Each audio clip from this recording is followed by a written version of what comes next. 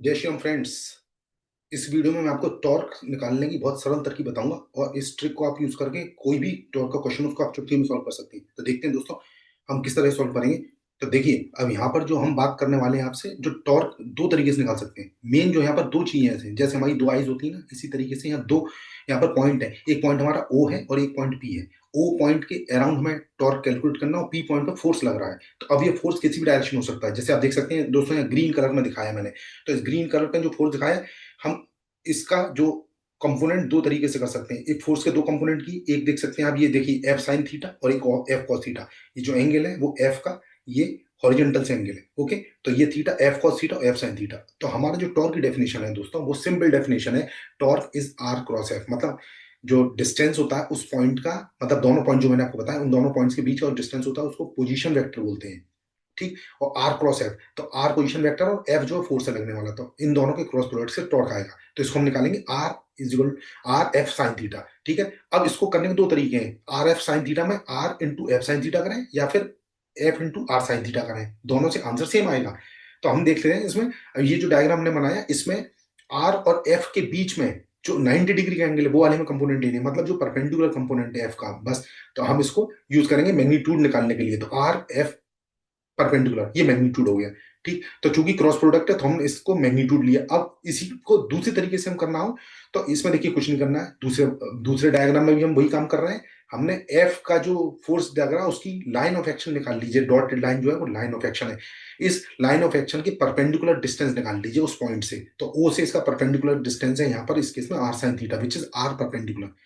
तो बस हमें यहाँ पर टाउ मैग्नीट्यूड निकालने के लिए अब आर परपेंडिकुलर एफ कैलकुलेट करना है। तो दोस्तों ये तो थी थ्योरी। अब मैं इसमें बताता हूँ आपको जल्दी से एग्जाम्पल। जो एग्जाम्पल आपको तुरंत इस कंसेप्ट को बिल्कुल क्लियर कर देंगे, बिल्कुल पानी की तरह क्लियर हो जाएगा दोस्तों। पहला एग्जाम्पल, जैसे ये रॉड है, ये हिंज है ओ पॉइंट पर, ये हिंज है, मतलब इस अराउंड, इस एक्सिस के अराउंड ये रॉड घूम सकती है ऊपर नीचे, मतलब क्लॉकवाइज या एंटी क्लॉकवाइज। तो इसमें फोर्स लगाया गया है इस, ये इसके परपेंडिकुलर, रॉड की लेंथ के परपेंडिकुलर। तो जिस पॉइंट पर फोर्स लग रहा है उस पॉइंट की ओ से दूरी कितनी, आर, जैसा मैंने आपको समझा। तो tau equal to r F sine theta. तो आर एफ हो जाएगा, क्योंकि थीटा क्या है इस केस में, आर और एफ के बीच का एंगल थीटा इसमें 90 डिग्री है, तो बेसिकली ये आपका आर एफ हो जाएगा। अब रही बात इसके डायरेक्शन की, तो दोस्तों आप इसको देख सकते हैं। देखिए जैसे मेरे पास ये पेन है, ठीक है, ये पेन है, इस पेन को घुमाने के दो तरीके हैं इस एक्सिस से, ये या तो इस तरीके से या फिर इस तरीके से। तो जिस तरीके से यहाँ पर फोर्स में लगाओ उससे सेंस हमारा एंटी क्लॉकवाइज बनता है। तो therefore we can say tau is equal to r F with the direction of anti clockwise. ठीक है बिल्कुल सिंपल। अब दूसरा एग्जांपल लेता हूं जी, ये दूसरा वाला रॉड में अब ये फोर्स जो लग रहा है उस एक्सिस के अलोंग लग रहा है। तो दोस्तों ये जो एक्सिस के अलोंग फोर्स लग रहा है, इसका वर्टिकल कोई कंपोनेंट नहीं है, मतलब आर के परपेंडिकुलर कोई फोर्स नहीं है, इसलिए यहाँ पर थीटा की वैल्यू 0 डिग्री हो गई। मतलब पोजीशन वेक्टर और फोर्स, लाइन ऑफ फोर्स जो है वो आपकी जो है, लाइन ऑफ फोर्स जो है वो 0 डिग्री पर है, इसलिए यहाँ पर टॉर्क की वैल्यू 0 हो जाएगी। तो दोस्तों है बिल्कुल एकदम सिंपल चीज है। अगर कोई फोर्स एफ एक्सिस से पास कर गया तो उसका टॉर्क 0 होना है हमेशा, ये बात ध्यान रखिए। अब थर्ड एग्जांपल देखिए। इस एग्जांपल में क्या है, ये यहाँ पर वही एक्सिस के अराउंड आपको फोर्स निकालना है। तो अब ये फोर्स जो है टिल्टेड है, मतलब हॉरिजॉन्टल से थीटा डिग्री पे लगा है। तो हम इसको कह सकते हैं इसके दो कंपोनेंट्स होंगे, one is F cos theta जैसे आप देख सकते हैं, और दूसरा एफ साइन थीटा। ठीक है, अब एफ cos थीटा और एफ sin थीटा में जो हमारे काम का कंपोनेंट है, जो टॉर्क बनाएगा इस एक्सिस के अराउंड, वो केवल इसका perpendicular component means F sin theta. तो इस केस में जो टी नॉट होगा, मतलब टाउ जो होगा ओ पॉइंट के अराउंड, वो आर एफ sin थीटा हो जाएगा। तो ये एंटी क्लॉकवाइज घुमाएगा दोस्तों इस तरीके से। ओके, तो ये आपका एक एग्जाम्पल और दिखाता हूँ, इसके बाद में आपको ये देखिए। अब ये नेक्स्ट एग्जांपल में क्या है, यहाँ पर क्या है, अब ये टॉर्क जो है इस एंड पे ना लग के मिड पॉइंट पे लग रहा है। तो सपोज इस लेंथ, इस रॉड की लेंथ अगर मान लीजिए एल है, ये लेंथ एल है, तो इसके बीच में फोर्स लगा रहे हैं। तो फोर्स जो है थीटा एंगल पे लग रहा है। अगेन इसके दो कंपोनेंट कर दीजिए, एक एफ कॉस थीटा, दूसरा एफ साइन थीटा। तो ये जो परपेंडिकुलर कंपोनेंट है रॉड की लेंथ के अक्रॉस, मतलब उसके परपेंडिकुलर जो एंगल पर है 90 डिग्री पर है, वो आपका फोर्स टॉर्क का काम करेगा। तो यहाँ पर जो हो जाएगा L by two into F sine theta. Simple चीज है बिल्कुल, ठीक है, इसमें कोई दिमाग लगाने की जरूरत नहीं है। तो आप इसको सिंपल तरीके से कीजिए। और रही बात इसके डायरेक्शन की, तो आप देख सकते हैं इस एक्सिस के अलावा इस चीज को ये एंटी क्लॉकवाइज घुमाएगा, इस तरीके का ये एंटी क्लॉकवाइज मूव करेगा। नेक्स्ट क्वेश्चन देखते हैं अब दोस्तों। इसमें देखिए इसको जल्दी से करते हैं, बिना किसी किसी उसके मतलब फॉर्मूला लगाए। हम सिंपल देखते हैं। यहाँ पर एक रॉड है, उसकी लेंथ 4 मीटर है। यहाँ पर दो फोर्स लग रहा है, एक इसके एंड पर लग रहा है 45 डिग्री पे 10√2, और दूसरा लग रहा है आपका 37 डिग्री पे 10 न्यूटन डायरेक्शन आप देख सकते हैं। तो इस एक्सिस के अलाउंग ये फोर्सेस के दो कंपोनेंट कर लीजिए। जैसे आप देख रहे हैं यहाँ पर, ये 10√2 के दो कंपोनेंट हो गए, 10√2 cos 45 और 10√2 sin 45, जैसे एंगल के हिसाब से। सिमिलरली ये 10 न्यूटन जो 37 डिग्री पर, इसके भी दो कंपोनेंट कर लीजिए, 10 sin 37 और 10 cos 37। तो हम ये जानते हैं sin 37 3/5 और cos 37 4/5 होता है। तो आप ये वैल्यूज निकाल ली, तो ये वैल्यू जो आ जाएगी 6 न्यूटन होगी और ये वाली आउट हो जाएगी। ओके, तो हमारे अब हमने जो कंपोनेंट किए इसमें हमारे जो कंपोनेंट काम के दोस्तों कौन से हैं? एक जो परपेंडिकुलर कंपोनेंट है एक्सिस के अक्रॉस, मतलब एक्सिस ये है इसकी रॉड की, उसके अक्रॉस मतलब उसके परपेंडिकुलर, ये 10 sin 45 है, इधर ये 10 sin 37 मतलब 6 न्यूटन। हमारे जो काम के कंपोनेंट होगा, एक तो ये 10 sin√2 sin 45 और 10 sin 37 मतलब 6 और इधर 10।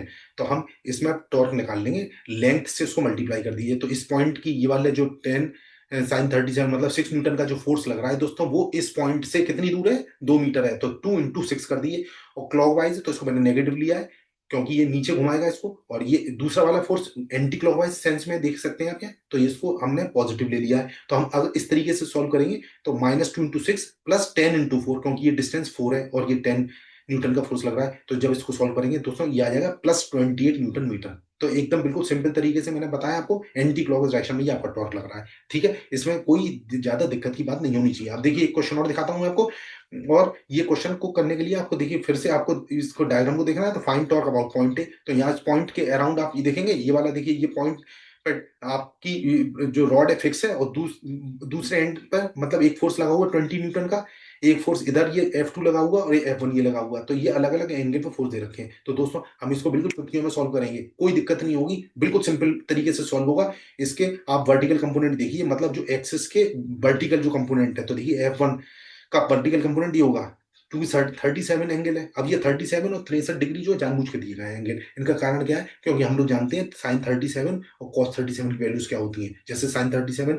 3/5 और cos 37 आपका 4/5 होता है। इसी तरह से 63 डिग्री का मतलब 90 - 37। तो उसी के अकॉर्डिंग आप इनको थोड़ा सा मैनिपुलेट करके वैल्यू निकाल सकते हैं। ठीक है, तो मेरा मुद्दा ये है यहाँ पर, इसको इक्वेशन को चुटकियों में कैसे सॉल्व करना है। जैसा कि आपने थंबनेल में देखा था कि आप इस ट्रिक से तुरंत कैसे सॉल्व करेंगे। तो यहाँ पे देखिए 3 फोर्सेज आपको लिखने हैं डिस्टेंस के साथ मल्टीप्लाई करके। तो इसको फास्ट तरीके से करेंगे। तो F1 की डिस्टेंस कितनी है? 2 मीटर है। ये F2 की डिस्टेंस है 2 और 2 4 मीटर, और F3 की डिस्टेंस है 2 और 2 4 6 मीटर। ठीक है, तो यहाँ पे 3 डिस्टेंस आएंगी, 2 4 6। ठीक है, देख सकते हैं आप, देखिए ये फॉर्मूला मैंने लिखा मैग्नीट्यूड का। तो 2 और 4 और 6, 3 डिस्टेंस को मैंने मल्टीप्लाई किया।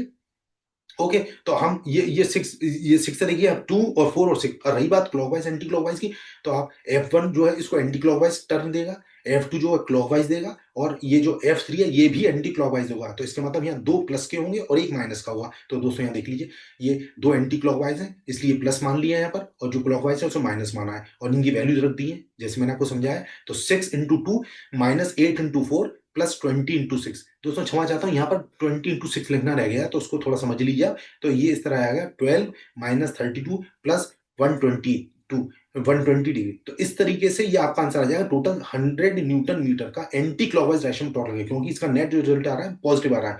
तो ये दोस्तों आज का वीडियो था। आपको कैसा लगा, ये ट्रिक कैसी लगी, मुझे बताएं, फीडबैक में कमेंट करके बताएं। और वीडियो में आपके लिए लेके आता रहूंगा, छोटे छोटे वीडियो के थ्रू आपको चीजें समझाने की कोशिश कर रहा हूँ। Thank you for watching my video. आपका दिन शुभ हो। जय श्री राम।